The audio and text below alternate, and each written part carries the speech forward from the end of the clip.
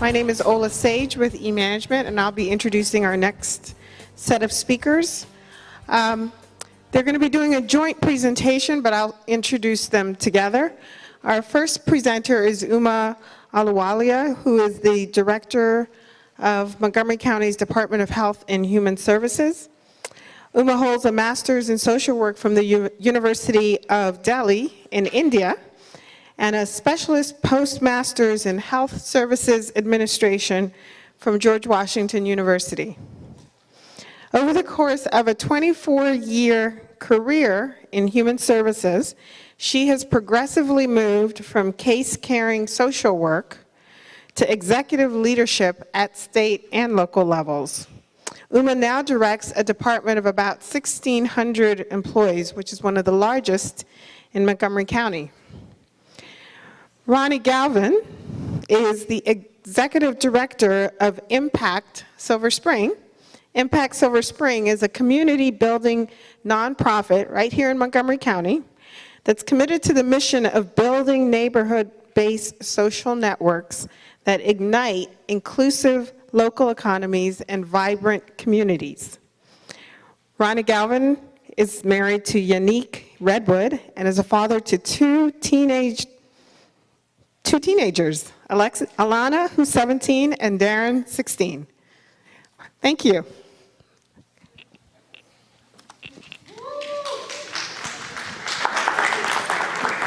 Thank you. I have it. Well, good afternoon, everyone. Good afternoon. Are we awake? Yeah. Almost awake or totally awake? Totally awake, great, because, you know, Ronnie and I can have sleeping people in the room. We can't. We have to wake you up otherwise. All right, so today, this afternoon, we're going to spend a little time telling you about an initiative that is homegrown. Started here back in 2008, 2009, at the height of the recession, that was featured in the Brookings report. And there are many people in this room who've contributed, partnered with us, and made this possible. And now sort of we're at the cusp of figuring out what's the next iteration of the Neighborhood Opportunity Network. So what you're going to hear today, at least from me, is a little bit about where it is, what we've done. It's a maintenance mode right now, and the promise of it for future work, right? So let's see. And then love to get your comments on all of this. What do we know about the characteristics of poverty in Montgomery County? They're often families and individuals of color. Often above federal poverty thresholds, but below the Montgomery County self-sufficiency wage. There's been a lot of conversation all throughout today about the Maryland self-sufficiency wage, right? I just came out of Pam Luckett's session where they said it takes $20 for a single adult to live in Montgomery County without any support, $20 an hour. That's a pretty high wage, right? So family of three, about $77,000. Federal poverty threshold, $22,000. Think about that gap. They're often ineligible for most federal state support, subsidies, right? So a lot falls on the county, a lot of dependency on county services. People often living in overcrowded conditions, right? Doubling up, tripling up. One of the things that used to always worry me when I worked in child welfare and people were overcrowding, what happened? Babies would sleep on the bed with their parents, and we would have rollover deaths, needless, senseless, unnecessary. So how do you get bassinets to parents? Very simple thing. There may not be room for a whole crib, but could you get a bassinet, right? Simple strategies, but a huge public health issue. Primary struggles with food, shelter, and healthcare. I use this a lot. If you had a homeless diabetic, what are they going to focus on first? Where are they going to sleep? Or treating their diabetes, right? So the health outcome is intimately related to the housing outcome.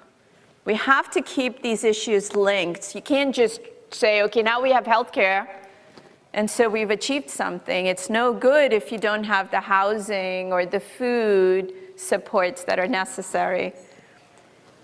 And then it's often complicated by need for, families don't just come to us to say, give me food. They often have other things going on, domestic violence, housing risk, right? Maybe pregnancy. So We have to really figure out how we integrate those services. Everything is connected to everything else, and we have to keep it all together. And then in Montgomery County, it's very hard to be poor in a not affordable community, in an unaffordable community, which is what it is here. Very hard to be poor. I thought that the speaker this morning was so eloquent. She said her child had picture day, and all the kids had things, and she couldn't give them to her child. And that feeling of powerlessness is very debilitating. So here's a little bit about our county. Many people know these facts already, but I always like it resets the base, right?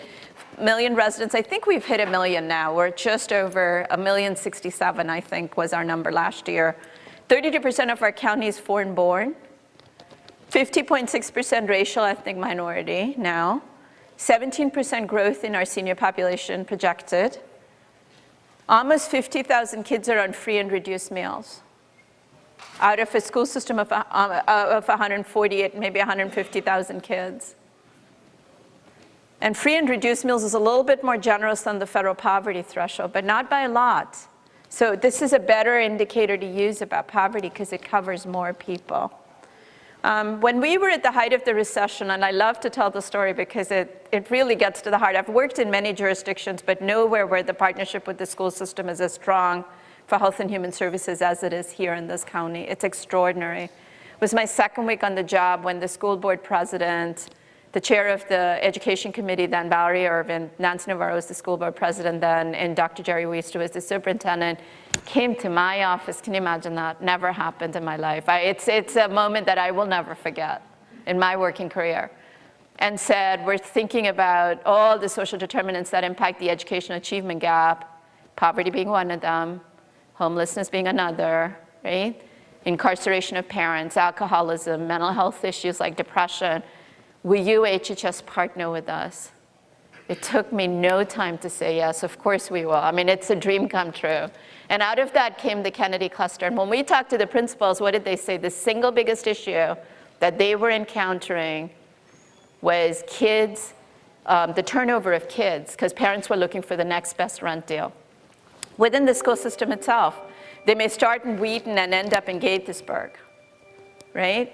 And why was that? It was because housing was so unstable. And so we mapped the issue that they raised against our emergency assistance needs, where we were getting the most requests for eviction prevention emergency assistance grants, and we identified these 6 zip codes of need.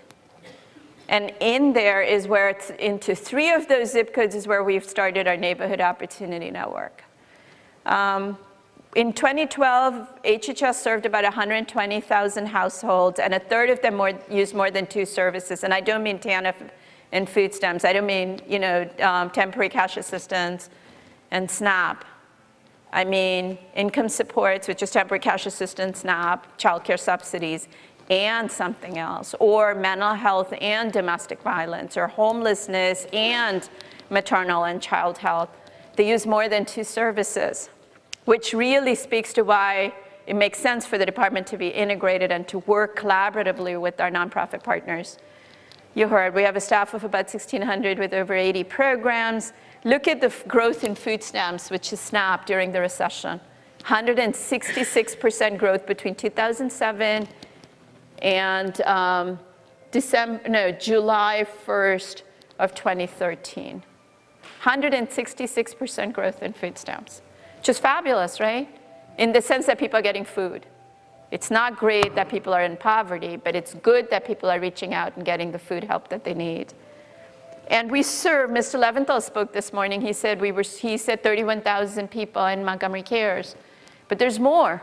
We have health programs for children without health insurance called Care for Kids. About 3,500 kids receive health care there. We have another 1,600 women who are pregnant without health insurance who receive services. So it's about 34,000 to 36,000 when you add it all up. Okay, so how did the Neighborhood Opportunity Network start? 2008, recession hits our community. We were in the middle of Kennedy cluster discussions. Our biggest challenge in schools in high poverty area was turnover of students, right? So we mapped these zip codes, and then funding permitted us to start the Neighborhood Opportunity Network in 3 sites. right, with the partial presence in East County. We were at Family Services in Gaithersburg, and I know Tom can't be here today. He really wanted to. The McCarrick Center is just Catholic Charities in Wheaton. Oh yeah, there you are. I see you. Not Tom, but Deborah. Test Center, Mary Center, and Long Branch. So those were the 3 communities that we made our way into. And so here's what happened. In 2009, Reverend Warner, who was then the 5th community leader, and Bruce Adams is here, and I have to call him out because he's been an absolutely relentless champion of the Neighborhood Opportunity Network.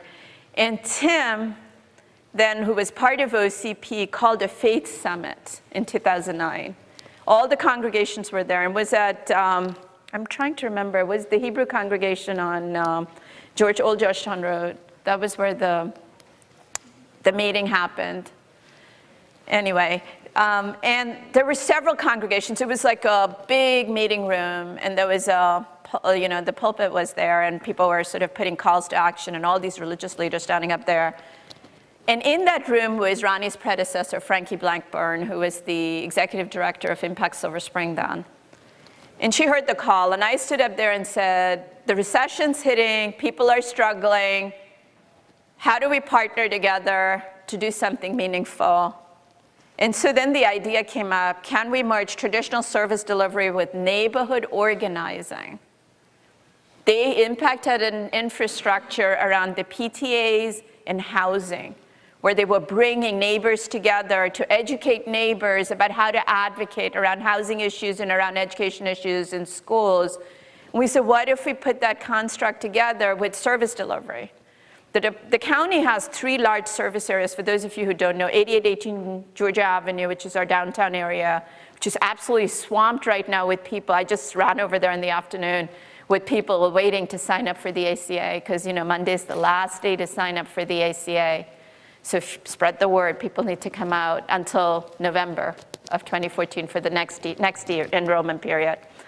And then there's this the office in Picard at 1301 Picard in Rockville, and then Germantown on Middlebrook Road. But those aren't always the most accessible, and people are spread all over, especially people who have to take 2 or 3 buses to get to these sites. How do we go into the neighborhoods? And that was really what was so important about this model. So we said we have to partner. Government cannot, people are afraid of coming to government. A lot of the folks who are immigrants are not comfortable. How do we get to go into nonprofit space? So I needed to get nonprofit partners to join with me.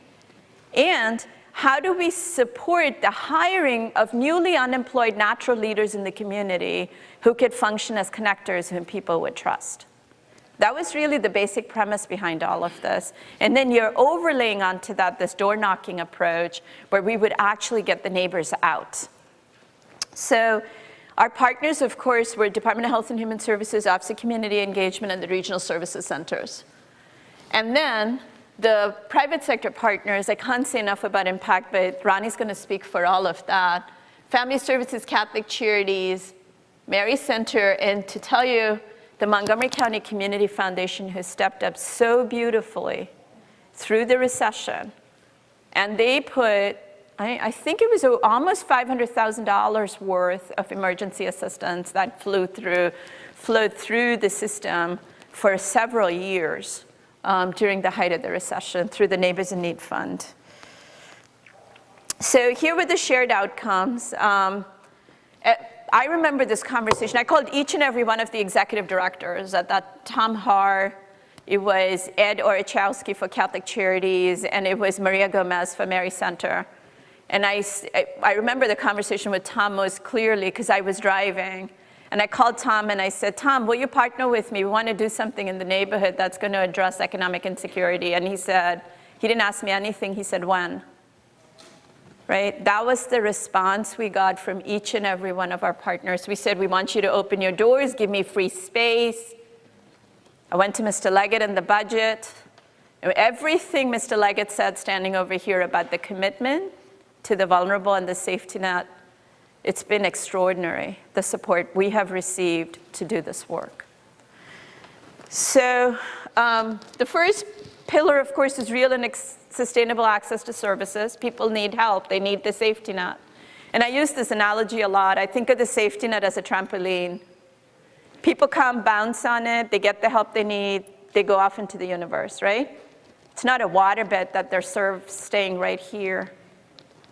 But unfortunately, if you don't have a viable job strategy, that's where they will stay, because they cannot get to become self-sufficient in our economy.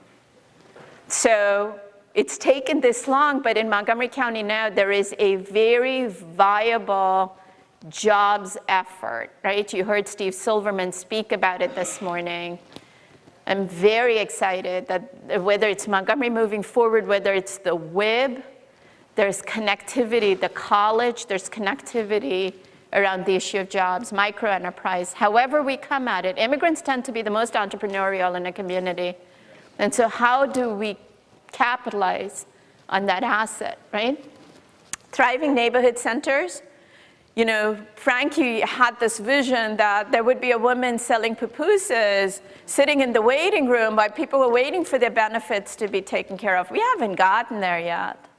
I kept thinking, oh my God, I'd have to get my public health licensing and regulatory folks to come in and make sure that the food was safe, right?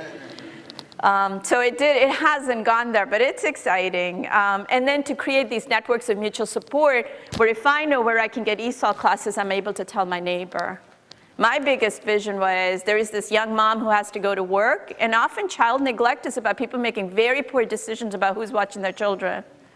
And in that same apartment complex is a grandmother who's stepping up to take care of those children, because you've established a network of mutual support.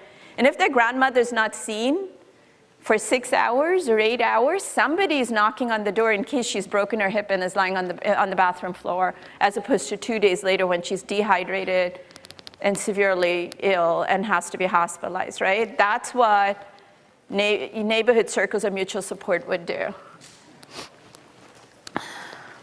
So what does the data tell us? And this is powerful data. So in fiscal year 2010, we served 2,381 clients total.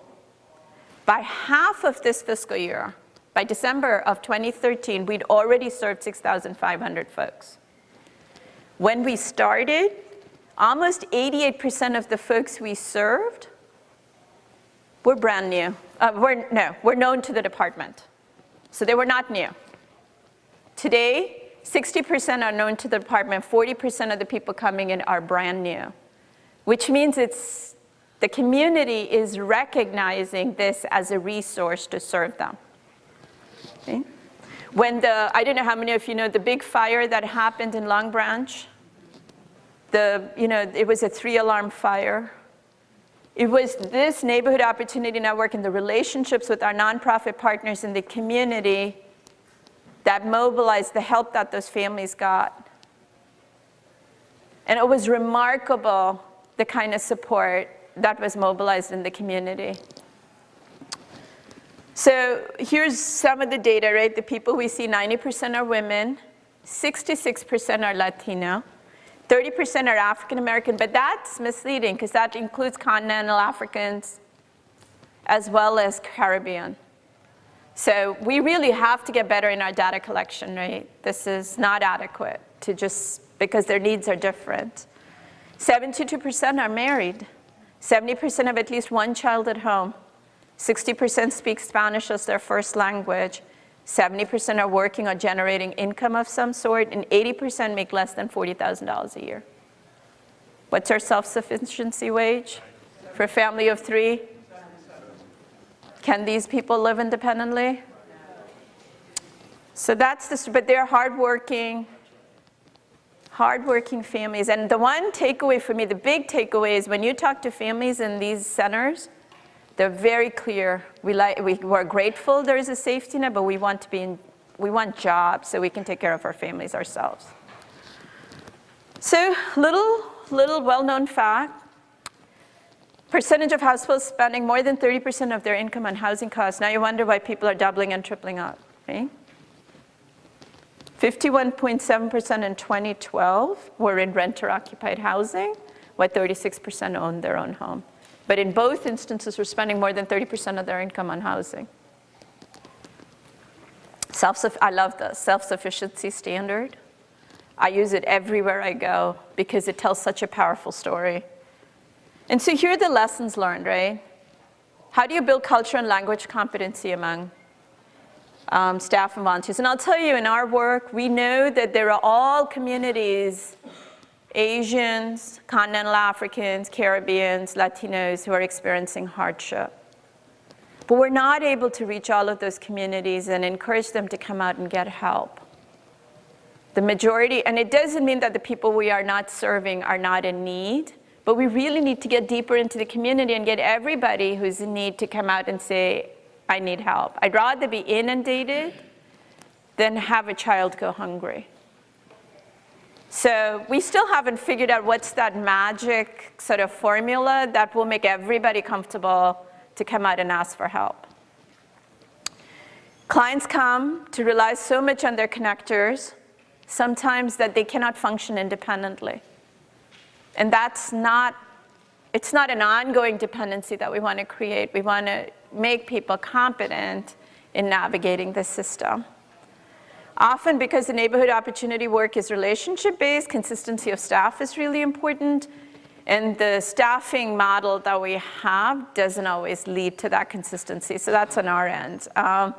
Clients served all have one important goal, which is self-sufficiency, and so it's jobs. I'm convinced. It's not my space because I'm in health and human services, but I'm so convinced that jobs are what will help us ultimately, in addition to sort of work in tandem with safety net. We must focus on the parent and the child. We often tend to rescue one or the other. Schools are focused on the children, or the workforce development is focused on the adult. But really, even if you were successful in getting that child through school, but the parents were experiencing continuous unemployment, poverty, displacement, there's no way that child's going to succeed in school. So it has to be a two-generation poverty strategy. Over 30% of the households in our shelter and motel system are single head of household under 26 years of age with at least one child under 5 years old with a GED or less education. How is that single mom going to get to the goal of self-sufficiency? It's going to take many years and lots of investment on the part of the public and the private sectors. And are we willing to make that kind of a commitment? Or is it easier to say, we're going to get this child to college, right? So we really need a two-generation poverty strategy. We don't have it crafted yet. Some jurisdictions are attempting to do it, but this is the direction we need to go in.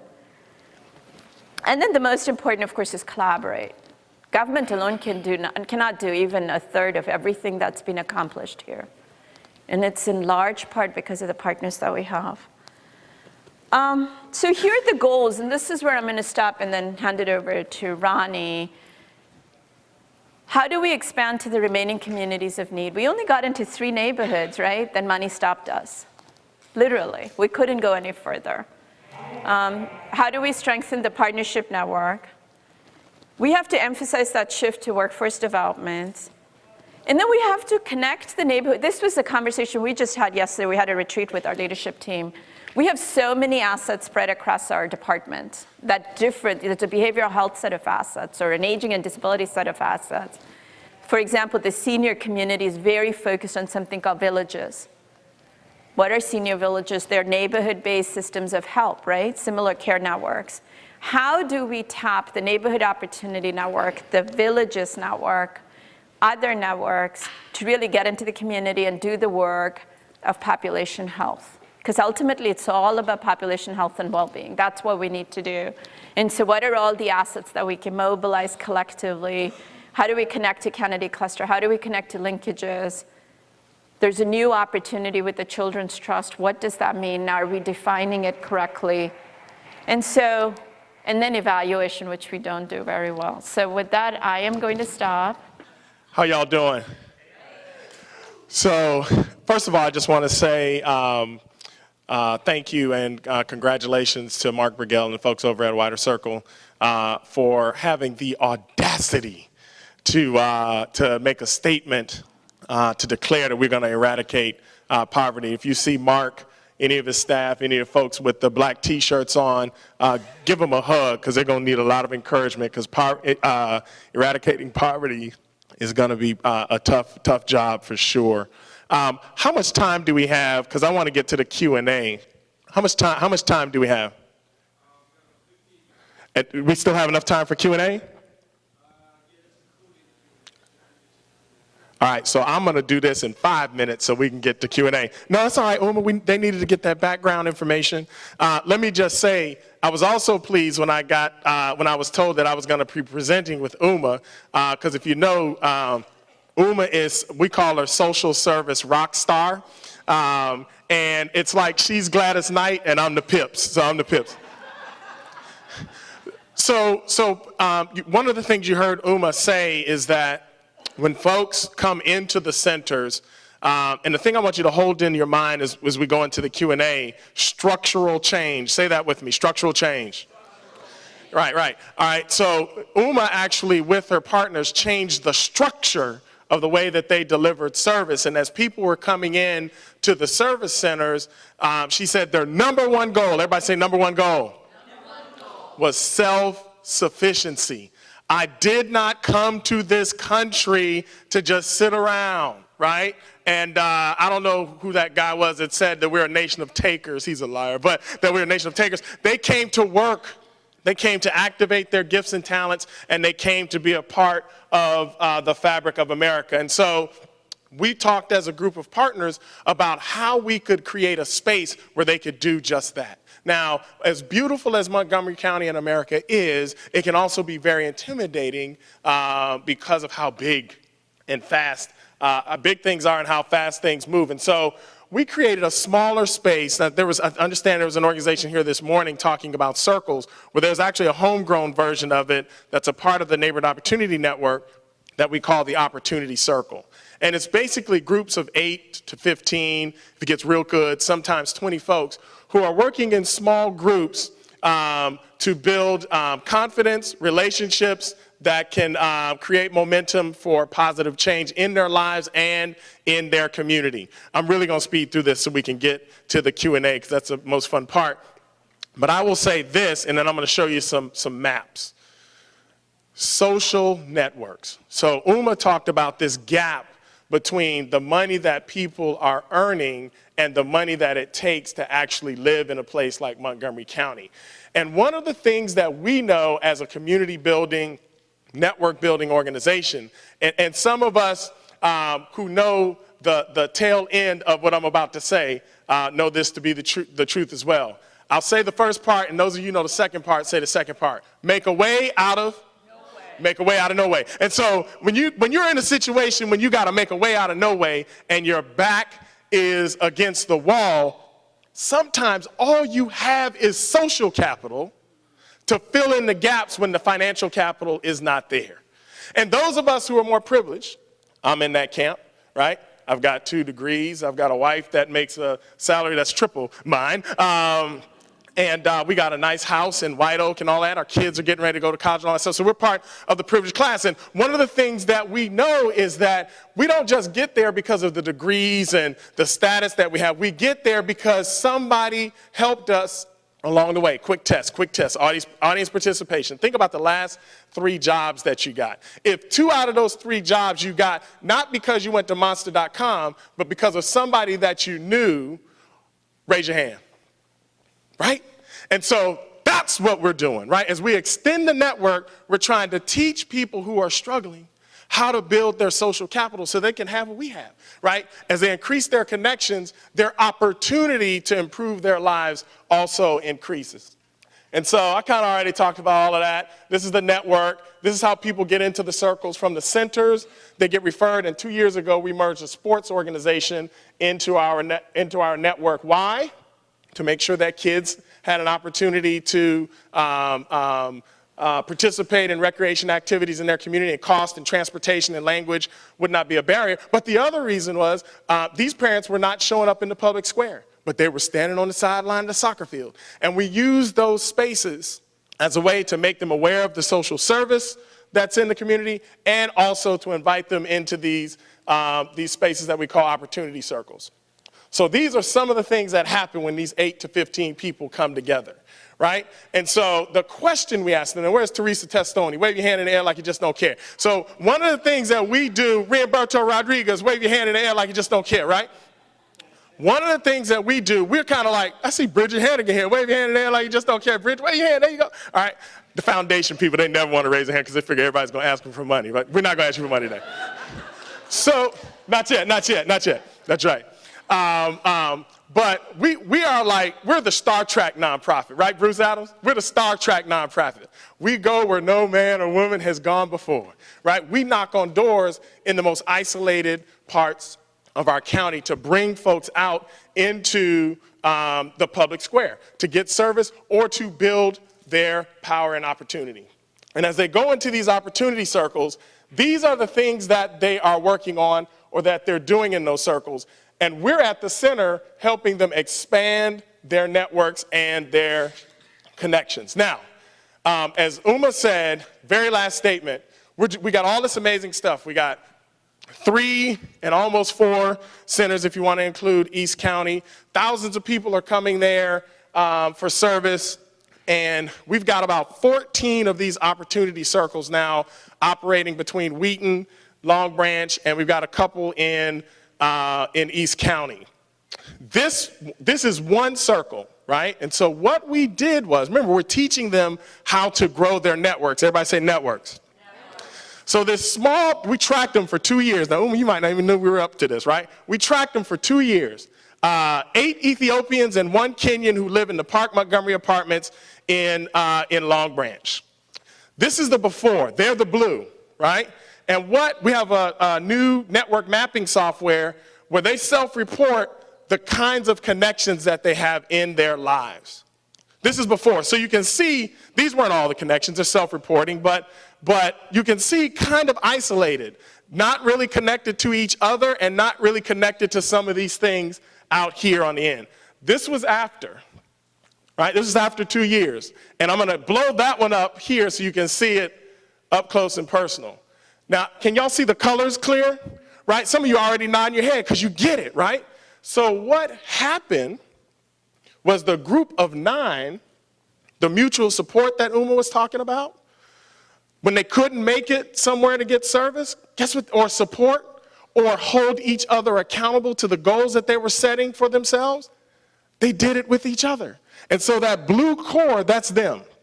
The number of connections and interactions between them increased exponentially over the course of the 2 years. And what you start to see on the periphery are the other kind of community serving or helping organizations that can help them along the way as they're trying to improve the quality of their life.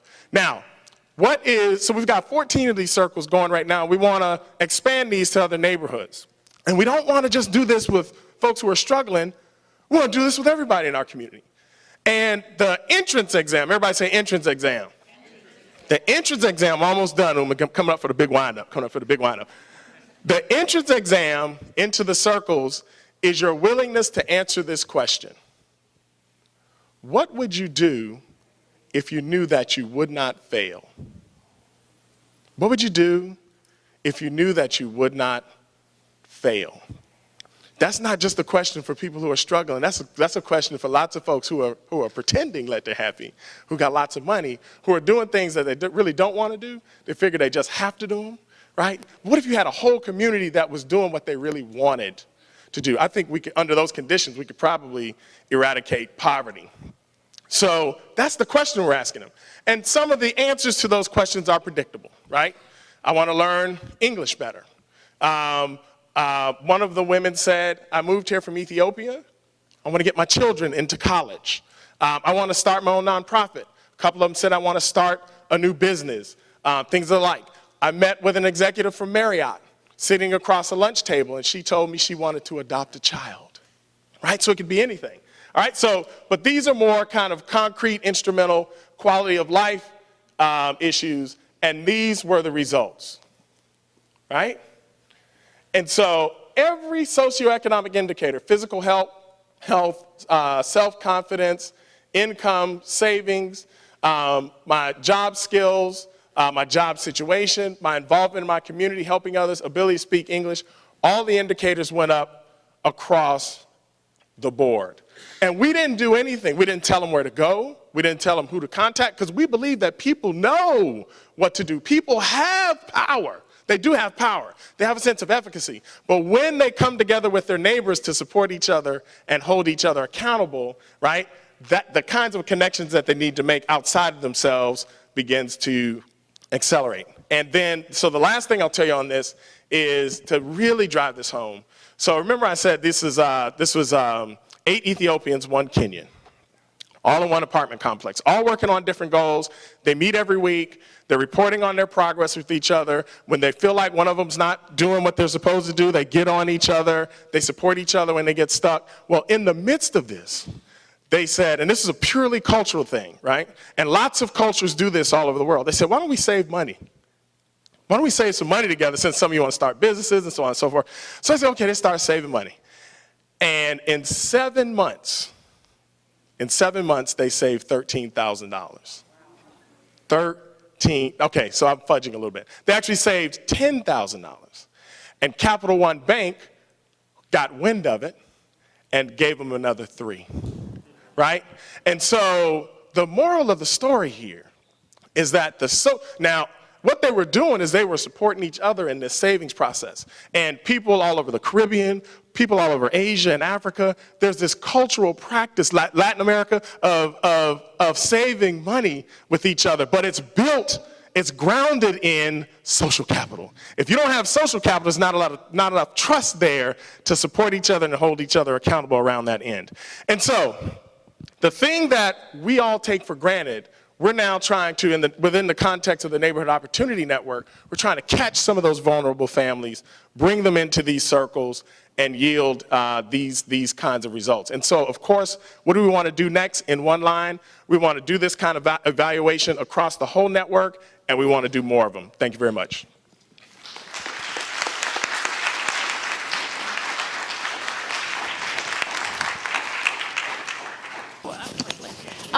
Thanks for that great presentation and the important work that you do. Question, what was Impact staff volunteers' role, if any, in the circles?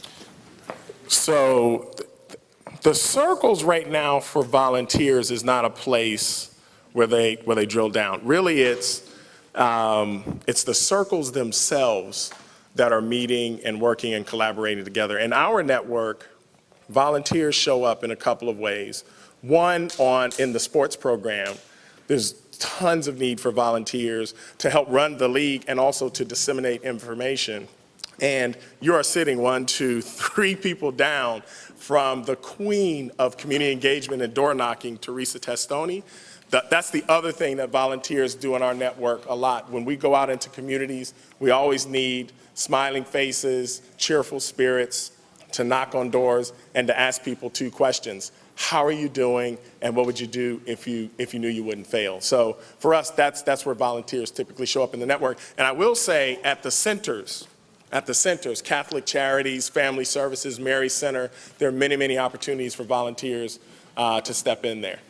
I was actually trying to understand, is there a role for anyone that's not a member of the circle, actually in the circle? Yes. So I'll give you an example. So a couple of the people in the circle wanted to start a business, but they weren't good with money until, of course, they saved $13,000. But before then, and so they began, not us, they began to look around for someone who could help them with financial literacy, for example, right? Or someone who might come and help with English. So there is some exchange that happens there around the capacity building, for sure. Okay, we have time for one more question. Boo. Do your circles cross-generational and income strata? Is that a goal? That's a goal. Yeah, so right now we have a youth jobs circle that is by itself, and all the other circles are adult circles. But the hope is to start, because Impact, we're built on this idea of trying to create a thriving multicultural community. So trying to create spaces where those groups come together is the challenging part. And if Frankie Blackburn, our founding ED, were here, she would say that's something we've been working on for almost 15 years. I think you have one more question over here from this good-looking man here on the front row. Are there any circles for the reentry community? Not yet, but we'd love to get there. Thank you, Brother Timms. Is that it? Thank you. Thank you. Thank you.